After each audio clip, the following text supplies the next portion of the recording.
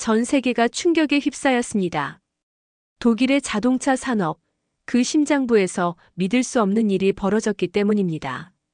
수십 년간 자동차 기술의 정점을 지켜왔던 메르세데스 벤츠와 BMW의 아성을 무너뜨리고 한국의 현대자동차가 새로운 패러다임을 제시했다는 소식은 마치 거대한 폭탄이 터진 것처럼 국제사회에 엄청난 파장을 일으켰습니다. 독일 국민들이 자국을 대표하는 명차들을 외면하고 오직 한국차만을 향해 열광하는 기현상까지 벌어지자 전 세계 자동차 업계는 일제히 경악을 금치 못했습니다. 과연 한국은 어떤 비밀을 쥐고 있기에 자동차의 본고장 독일에서조차 이런 기적을 만들어냈을까요? 불과 며칠 전 독일의 한 자동차 전문 매체에 올라온 기사는 전 세계 자동차 시장을 뒤흔들기에 충분했습니다. 독일, 한국의 전설적인 기술에 무릎 꿇다라는 도발적인 제목 아래 그동안 베일에 쌓여있던 한국 자동차 기술의 혁신이 공개된 것입니다.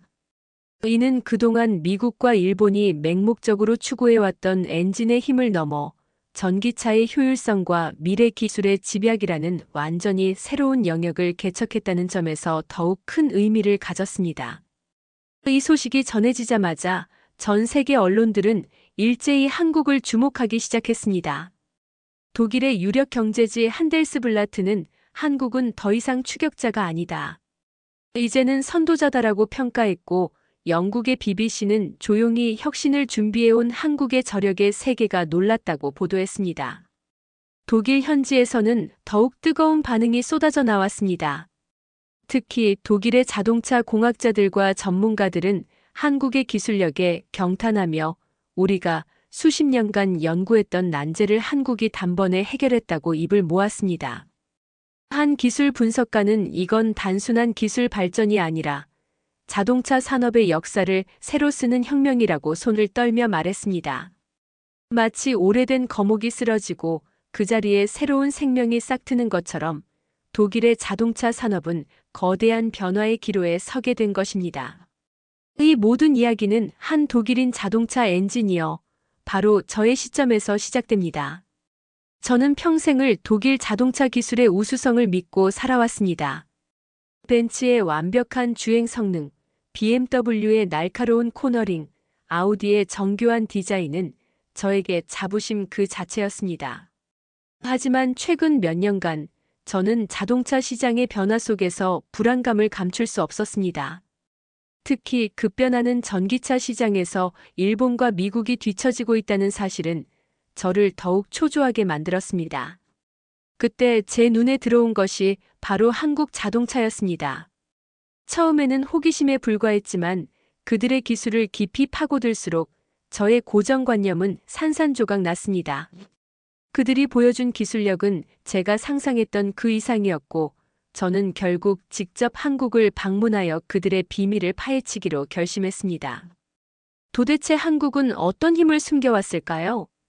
저는 독일 남부 슈투트가르트 근교에 위치한 한 자동차 부품 회사에서 20년 넘게 근무해왔습니다. 제주 전공은 내연기관의 효율성을 극대화하는 기술이었죠. 벤츠와 BMW 같은 세계적인 기업들과 협업하며 저는 독일 기술의 완벽함에 대한 깊은 믿음을 가지고 있었습니다. 하지만 2010년대 후반부터 전기차 시대가 도래하면서 제 마음속에는 미묘한 불안감이 싹트기 시작했습니다. 당시 전기차 시장은 미국의 테슬라가 독주하고 있었고 중국의 BYD가 무서운 속도로 추격하고 있었습니다. 반면 독일은 내연기관 기술에 대한 자부심이 너무 컸던 탓일까요? 변화에 대한 대응이 늦어지는 듯 보였습니다. 벤츠의 EQ 시리즈와 BMW의 I 시리즈가 야심차게 출시되었지만 테슬라가 가진 압도적인 배터리 효율성과 소프트웨어 기술력에는 미치지 못한다는 냉정한 평가가 이어졌습니다. 특히 제가 가장 우려했던 부분은 바로 전기차 플랫폼 기술이었습니다. 테슬라는 기가팩토리를 통해 배터리 셀부터 차량 전체를 통합적으로 설계하는 혁신적인 방식을 도입했고, 이는 기존의 전통적인 자동차 제조 방식으로는 따라잡기 힘든 속도를 보여주었습니다. 일본의 토요타와 혼다 역시 하이브리드 기술의 성공에 안주하며 전기차 전환에 뒤처지는 모습을 보였죠. 그들의 느린 행보는 마치 거대한 유조선이 방향을 바꾸려 애쓰는 것처럼 보였고, 저는 이대로 가면 독일과 일본이 미래 자동차 시장에서 도태될 수도 있겠다는 위기감을 느꼈습니다. 그때 제 눈에 들어온 것이 바로 현대자동차 그룹의 행보였습니다. 처음에는 그들의 급작스러운 성장이 의아했습니다. 불과 몇 년 전까지만 해도 가성비 좋은 차 정도로 인식되던 한국차가 어떻게 갑자기 독일과 미국 시장에서 존재감을 드러낼 수 있었을까? 의구심 반, 호기심 반으로 현대자동차의 기술 보고서들을 찾아보기 시작했습니다. 그리고 저는 첫 페이지를 넘기자마자 충격에 빠졌습니다.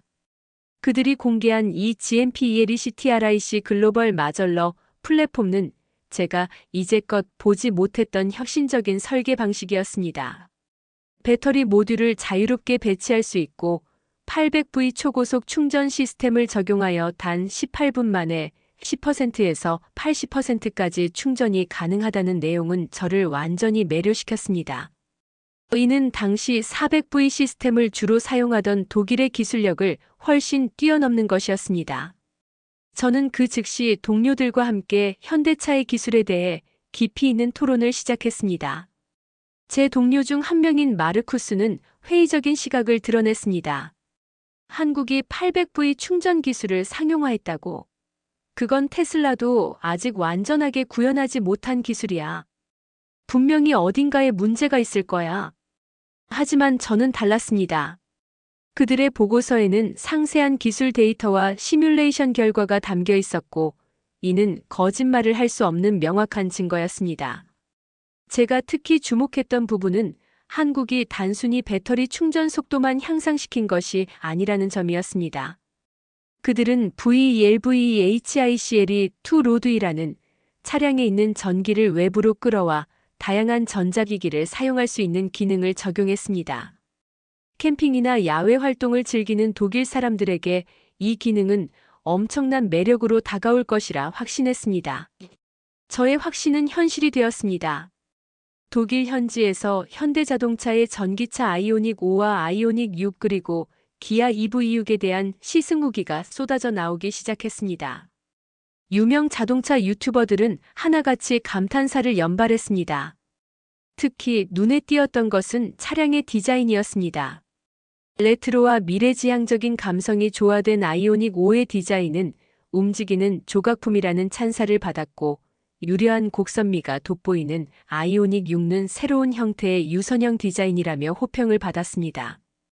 이는 전통적인 독일차의 정교함과는 또 다른 파격적이고 혁신적인 아름다움이었습니다. 더욱 놀라운 것은 주행 성능이었습니다. 아이오닉 5는 부드럽고 안정적인 주행감을 선사했고, EV6는 드리프트 모드와 같은 고성능 기능을 통해 독일차 못지않은 짜릿한 주행 경험을 제공했습니다. 한 전문가는 나는 벤츠의 전기차를 타고 운전하는 내내 불안감을 느꼈다. 하지만 아이오닉 5에 앉는 순간 그 모든 불안감이 사라졌다. 이 차는 마치 운전자의 마음을 읽는 것 같다고 극찬했습니다. 이런 극찬의 물결 속에서 저는 더 이상 지켜볼 수만은 없다고 생각했습니다. 저는 직접 제 눈으로 한국의 기술력을 확인하고 그들이 어떻게 이런 혁신을 이뤄냈는지 알아보기 위해 한국행 비행기 표를 끊었습니다. 제 동료들은 저의 결정에 대해 걱정했지만 저는 이미 답을 알고 있었습니다. 조용히 혁신을 준비해온 한국의 저력이 이제야 빛을 발하고 있다는 것을요. 하지만 이것은 시작에 불과했습니다. 한국에서 제가 마주하게 될 현실은 저의 상상을 훨씬 뛰어넘는 것이었습니다. 인천국제공항에 도착했을 때 저는 가장 먼저 공항의 규모와 효율성에 압도당했습니다. 세계의 어떤 공항보다도 넓고 깨끗했으며 모든 안내 시스템이 정교하게 자동화되어 있었습니다. 제가 탔던 비행기에서 내린 승객들이 일사불란하게 움직이는 모습은 마치 거대한 오케스트라의 연주를 보는 것 같았습니다. 입국 심사대에서 만난 젊은 한국인 직원은 밝은 미소로 저를 맞이했고 유창한 영어로 친절하게 안내해 주었습니다. 저는 그 순간, 아, 이 나라는 단순히 기술만 발전한 것이 아니구나라는 강한 인상을 받았습니다. 공항에서 서울로 이동하는 공항철도를 탔을 때도 놀라움은 계속되었습니다. 열차는 소음이 거의 없이 부드럽게 미끄러지듯 달렸고, 차창 밖으로 보이는 서울의 풍경은 마치 미래 도시에 온 것 같았습니다. 고층 빌딩과 전통적인 건축물이 조화를 이루고 있었고, 모든 도로와 시설은 깔끔하게 정돈되어 있었습니다. 저는 숙소로 이동하는 동안 스마트폰을 꺼내 구글 지도를 켜려고 했지만 예상치 못한 어려움에 봉착했습니다. 독일에서는 당연하게 사용하던 구글 지도가 한국에서는 제대로 작동하지 않는다는 것을 깨달았기 때문입니다. 대신 저는 택시기사에게 카카오티라는 한국의 앱을 추천받았습니다. 처음에는 생소했지만 앱을 설치하고 사용해보니 그 편리함에 다시 한번 감탄했습니다. 실시간으로 택시의 위치를 추적하고 예상 요금을 미리 확인할 수 있으며 기사와의 소통도 매우 원활했습니다. 이 작은 경험 하나만으로도 저는 한국의 IT 기술이 얼마나 실생활 깊숙이 스며들어 있는지 체감할 수 있었습니다. 서울 시내를 걸으면서 저는 수많은 한국 자동차를 보았습니다. 제가 독일에서 본 현대차의 전기차 모델뿐만 아니라 다양한 디자인의 내연기관 차량들이 도로 위를 질주하고 있었습니다. 특히 제가 가장 놀랐던 것은 길거리에서 흔히 볼 수 있는 전기차 충전소의 밀집도였습니다. 주차장뿐만 아니라 길거리 곳곳에 초고속 충전기가 설치되어 있었고, 많은 운전자들이 아무렇지 않게 충전하는 모습은 마치 독일의 주유소를 보는 것만큼이나 자연스러웠습니다. 이는 전기차 인프라 구축에 어려움을 겪는 독일의 현실과는 너무나도 달랐습니다. 저는 그 순간 이것이 바로 한국의 기술이 빛을 발하는 이유구나라고 생각했습니다.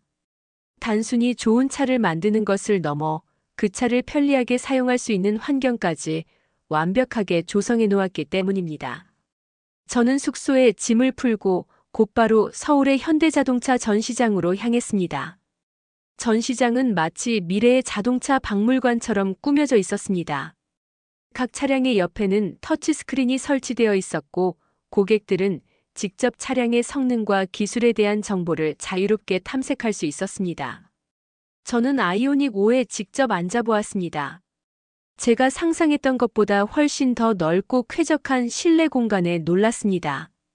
운전석에 앉아 시동을 켜자 차량 내의 모든 기능들이 유기적으로 연결되어 작동하는 것을 느낄 수 있었습니다. 특히 인상 깊었던 것은 통합 디스플레이였습니다. 계기판과 내비게이션이 하나의 거대한 화면으로 연결되어 있었고, 운전자가 원하는 정보를 한눈에 파악할 수 있도록 직관적인 UI 사용자 인터페이스가 적용되어 있었습니다. 저는 감탄사를 연발하며 차량의 여러 기능들을 조작해 보았고, 그 과정에서 한국 엔지니어들의 섬세한 배려를 느낄 수 있었습니다. 그때 저에게 한 한국인 직원이 다가왔습니다. 그는 저의 서툰 한국어 발음을 듣고는 유창한 독일어로 말을 걸어왔습니다.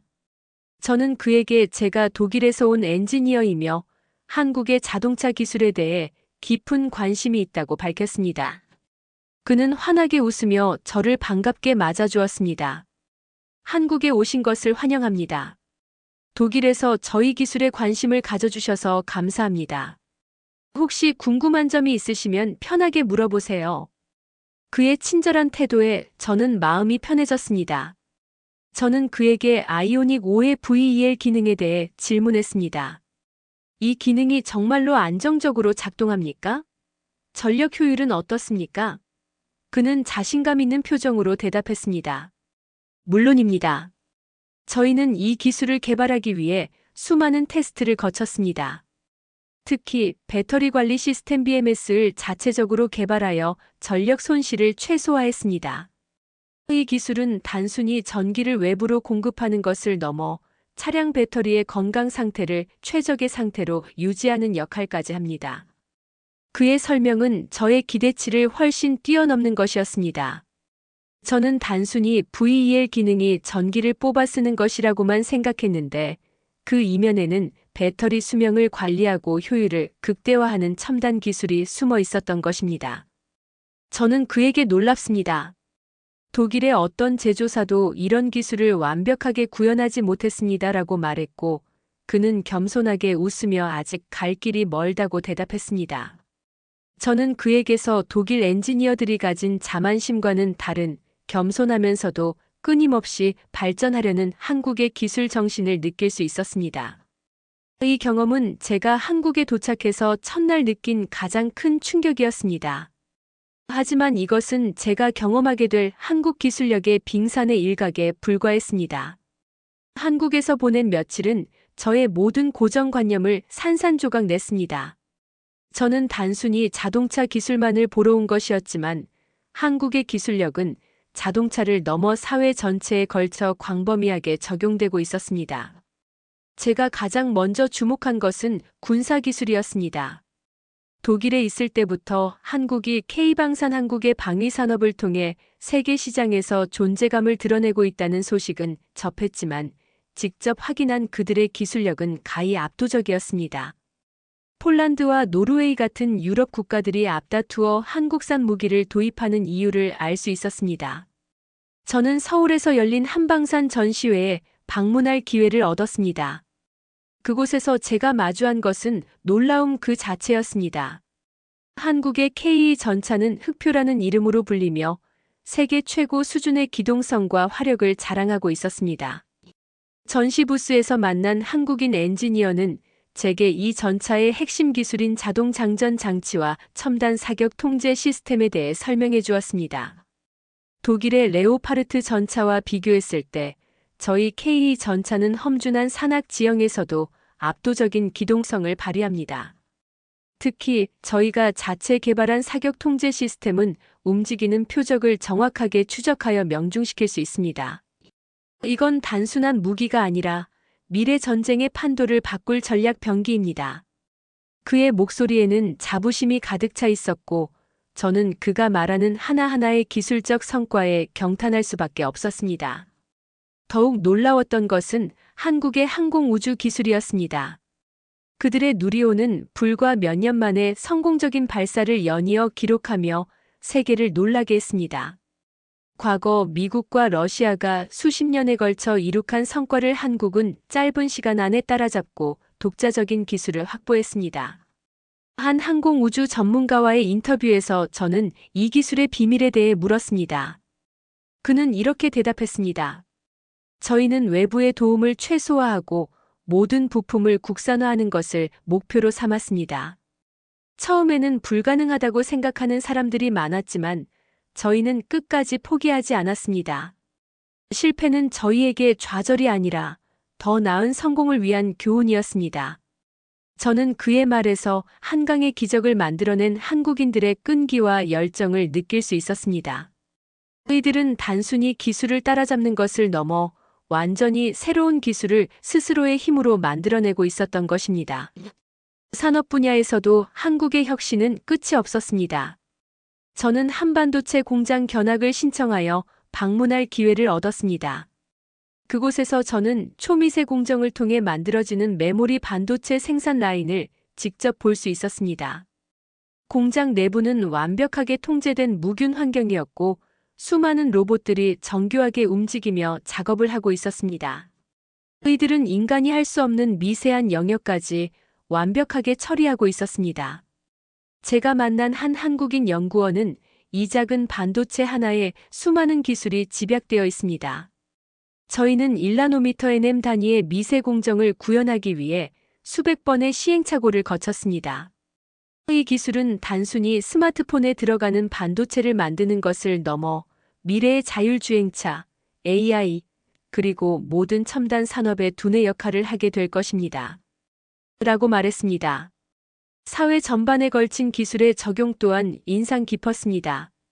한국은 세계에서 가장 발달된 초고속 인터넷망을 구축했고, 이는 단순히 빠른 속도를 넘어 사회의 모든 시스템을 효율적으로 연결하고 있었습니다. 저는 서울의 스마트시티 관제센터를 방문하여 이 모든 것을 눈으로 확인했습니다.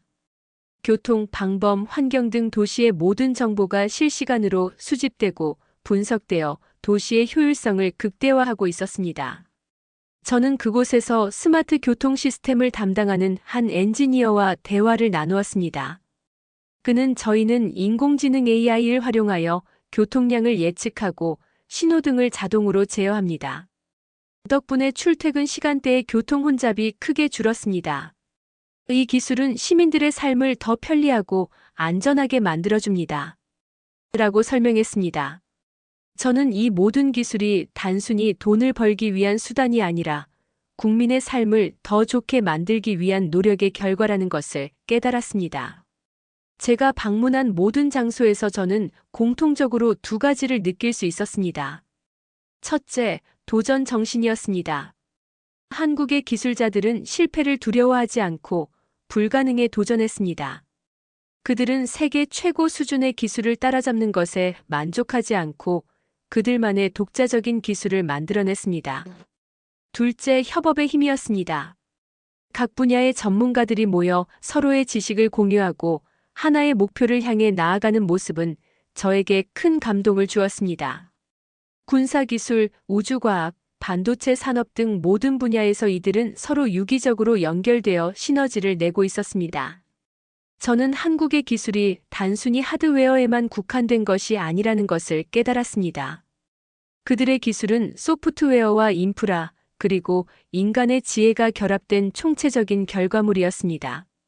이 모든 것을 직접 보고 경험하면서 저는 독일로 돌아가서 어떤 이야기를 해야 할지 깊은 고민에 빠졌습니다. 제가 경험한 한국의 기술은 벤츠, BMW를 버리고 한국차만 사겠다는 독일 사람들의 열광이 결코 과장이 아니었음을 증명하고 있었습니다. 한국에서의 마지막 여정은 평범한 한국 시민들과의 만남이었습니다. 저는 기술의 발전이 과연 국민들의 삶에 어떤 영향을 미치고 있는지 직접 확인하고 싶었습니다. 저는 서울의 한 전통시장에서 다양한 사람들을 만나 인터뷰를 시도했습니다. 처음에는 낯선 외국인의 갑작스러운 질문에 당황하는 듯 했지만 곧 그들은 친절하고 솔직하게 자신의 생각을 들려주었습니다. 제가 가장 먼저 만난 분은 70대 할머니였습니다. 저는 할머니에게 요즘 한국의 기술 발전에 대해 어떻게 생각하십니까? 라고 물었습니다. 할머니는 환하게 웃으시며 대답했습니다. 우리 때는 상상도 못할 일이지. 핸드폰 하나로 은행 일도 다 보고 손주 얼굴도 보니까 얼마나 좋은지 몰라. 처음에는 어렵다고 생각했는데 옆에서 젊은 사람들이 친절하게 가르쳐주니 금방 배우게 됐어. 이 나이에 이런 세상에서 살 수 있다는 게 얼마나 감사한지. 할머니의 말씀에서 저는 한국 사회가 세대 간의 기술 격차를 해소하기 위해 얼마나 노력하고 있는지 느낄 수 있었습니다. 기술이 일부 엘리트의 전유물이 아니라 모든 국민이 함께 누리는 공공재가 되어가고 있는 모습이었습니다. 다음으로 만난 사람은 한 청년 사업가였습니다. 그는 AI 기반의 스타트업을 운영하고 있었습니다. 저는 그에게 한국이 어떻게 이렇게 짧은 시간 안에 첨단 기술 강국이 될 수 있었습니까? 라고 물었습니다. 그는 잠시 생각에 잠기더니 진지한 표정으로 대답했습니다. 글쎄요, 저희 세대는 어려서부터 경쟁과 도전 속에서 자랐습니다. 무엇이든 할 수 있다는 믿음이 강했죠. 실패를 두려워하지 않는 문화가 자리 잡고 있는 것 같아요. 저도 사업을 시작하면서 수많은 실패를 경험했지만 그때마다 다시 일어설 수 있었던 것은 저희 세대 모두가 갖고 있는 오기와 끈기 때문이라고 생각합니다. 저희는 실패를 통해 배우고 더 나은 성공을 위한 발판으로 삼는 데 익숙합니다. 그의 눈은 도전과 열정으로 빛나고 있었고 저는 그에게서 한국의 미래를 보았습니다. 가장 인상 깊었던 인터뷰는 한 중년의 회사원과의 대화였습니다. 그는 현대자동차 협력업체에서 일한다고 자신을 소개했습니다.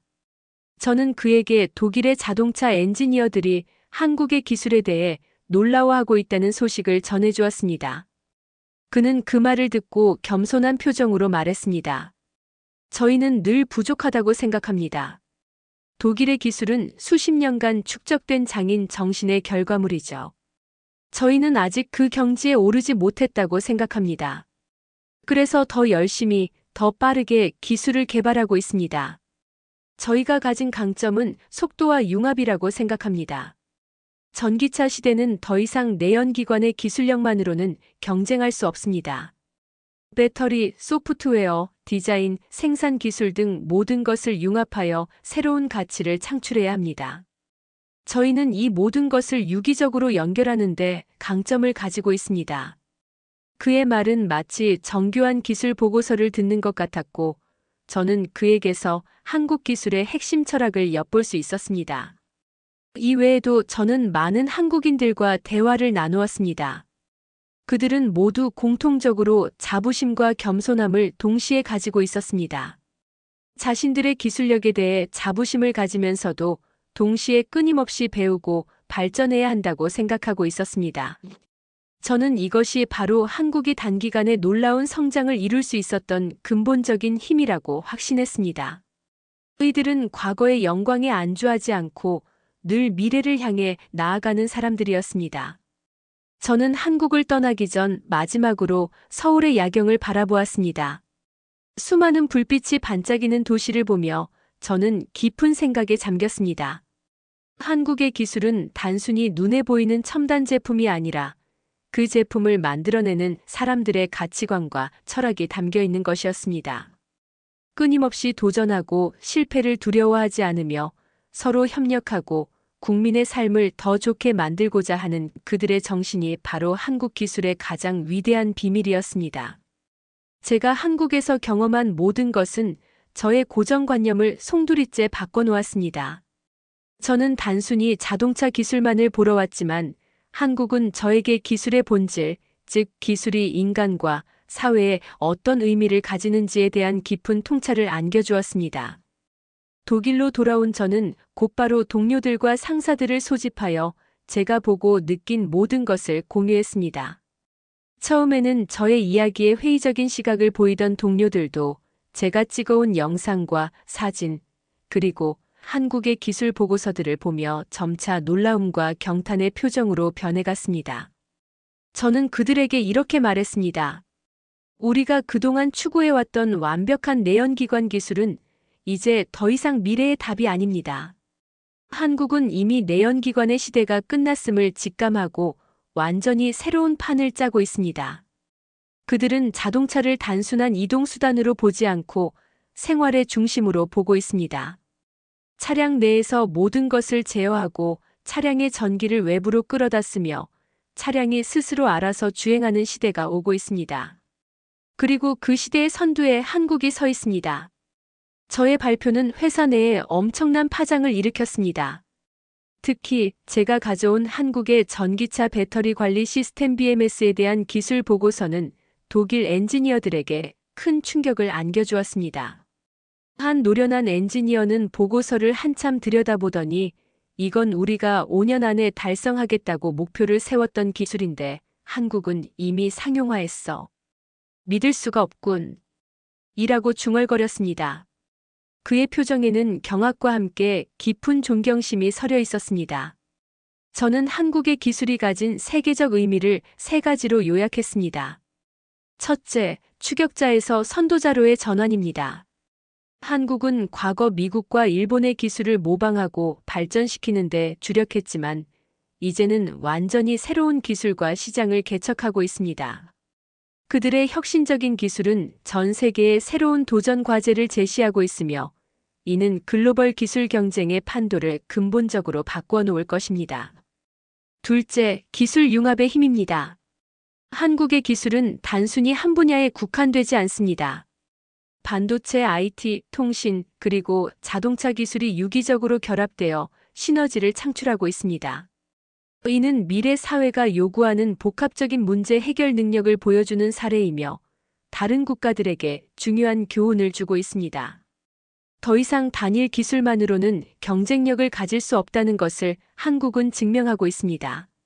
셋째, 사람 중심의 기술 철학입니다. 한국의 기술은 국민의 삶을 더 편리하고 안전하게 만들기 위한 노력의 결과입니다. 기술이 일부 기업의 이익을 위한 수단이 아니라 사회 전체의 발전을 위한 도구로 활용되고 있다는 점은 다른 국가들에게 큰 시사점을 안겨줍니다. 이것이 바로 벤츠, BMW를 버리고 한국차만 사겠다는 독일 사람들의 마음을 움직인 결정적인 이유일 것입니다. 그들은 단순한 성능을 넘어 인간을 향한 깊은 배려가 담긴 기술을 느꼈던 것입니다. 결론적으로 저는 한국의 기술이 단순한 기술적 우위를 넘어 인류를 위한 기술이라는 새로운 지향점을 제시하고 있다고 생각합니다. 과거 서구의 기술이 산업혁명과 전쟁을 통해 발전했다면 한국의 기술은 국민의 행복과 사회 발전이라는 가치 위에 서 있습니다. 독일의 자동차 산업은 이제 새로운 길을 찾아야 합니다. 과거의 영광에 안주하지 않고 한국이 보여준 혁신과 도전을 본받아야 합니다. 이 모든 것을 경험하고 나서 저는 더 이상 한국의 기술에 대해 의심하지 않습니다. 오히려 저는 그들의 미래가 더 기대됩니다. 조용히 준비하던 대한민국, 이제 세계가 놀랄 차례입니다.